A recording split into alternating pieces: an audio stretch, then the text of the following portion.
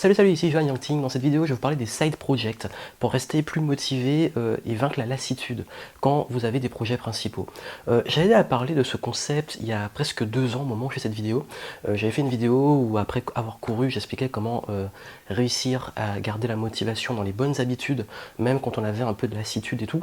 Et c'est vrai que j'ai pas approfondi ce concept et pour moi, en fait, il est vraiment important et il peut vous aider parce que vous êtes très nombreux à me suivre et à me dire que vous avez plein d'idées, plein de projets, que vous commencez un projet mais finalement vous vous lassez, vous passez à un autre et vous passez encore à un autre et que vous jonglez entre différents projets en vous lassant et puis parfois en se dispersant tout simplement.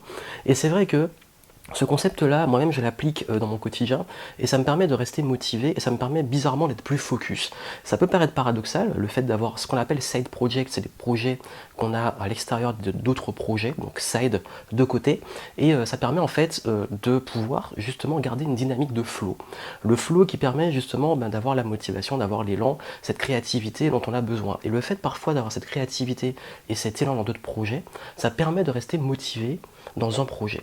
Donc en fait, ce que je veux vous demander de faire, c'est de réfléchir un peu à différentes passions que vous avez, qui sont peut-être plus des hobbies, et des petits projets qui vous intéressent. Ça peut être par exemple de l'écriture, ça peut être par exemple de domaine artistique, ça peut être une association, ça peut être du sport, ça peut être du high-tech, du jeu vidéo, je sais pas, peu importe.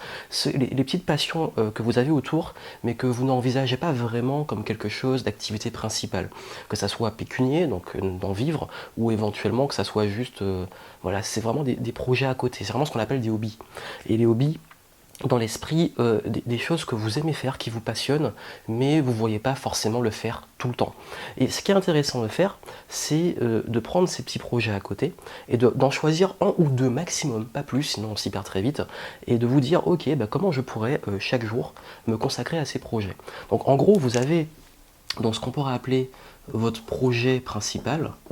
Donc le projet principal, ça va être principalement oui, le projet principal en fait c'est tout simplement le projet central, le projet essentiel, le projet sur lequel vous travaillez tous les jours. Dans mon cas, c'est mon entreprise, c'est mon business, et je ne passe pas à autre chose tant que j'ai pas fini de travailler sur mon business.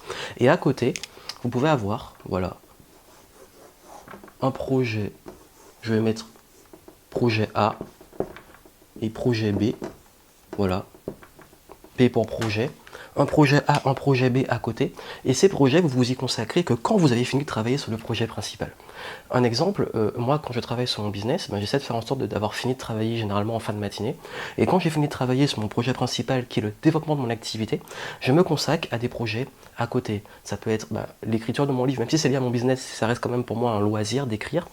Également je me consacre à la création d'une association, ça m'arrive de me consacrer au domaine du high-tech, je travaille dedans et ça m'arrive de travailler avec des personnes dans ce domaine.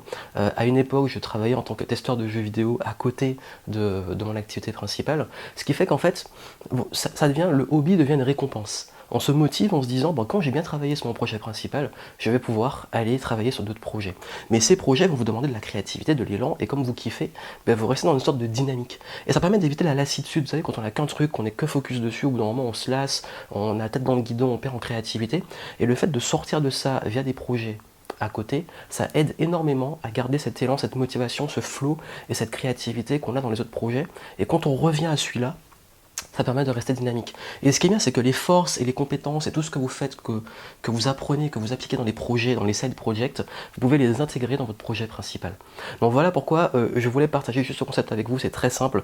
Ça peut vous aider, vous avez la méthode Focus où je développe ça et je vous montre comment choisir les projets, comment les sélectionner. J'ai plein d'outils coaching pour vous guider dans ça, donc ça peut vous intéresser, vous avez le lien en dessous pour aller voir ça. Et puis comme je l'ai dit, essayez de voir un peu qu'est-ce que vous pouvez faire autour pour rester motivé et puis vaincre cette lassitude qu'on peut avoir, même quand un projet nous tient à cœur, je connais ça, on a parfois envie de faire d'autres choses. Donc ça permet en fait, le fait de garder ça vraiment comme des récompenses et des choses en plus, d'ailleurs dans votre échelle de priorité, c'est après le projet principal, ça permet de pas que ça empiète sur votre projet principal et de toujours tourner en rond, c'est que quand vous avez fini de travailler dessus. Ça peut vous aider, juste en dessous, vous avez tout pour vous organiser, pour organiser vos projets. J'ai fait aussi des vidéos comment gérer plusieurs projets en même temps. Et puis, dites-moi en commentaire éventuellement quels sont pour vous les side projects, les petits hobbies que vous avez ou ces petits projets que vous avez à côté de votre projet principal qui vous motivent sans que ça soit dans votre échelle de priorité au top. Donc, mettez ça en pratique et puis moi je vous dis à très bientôt.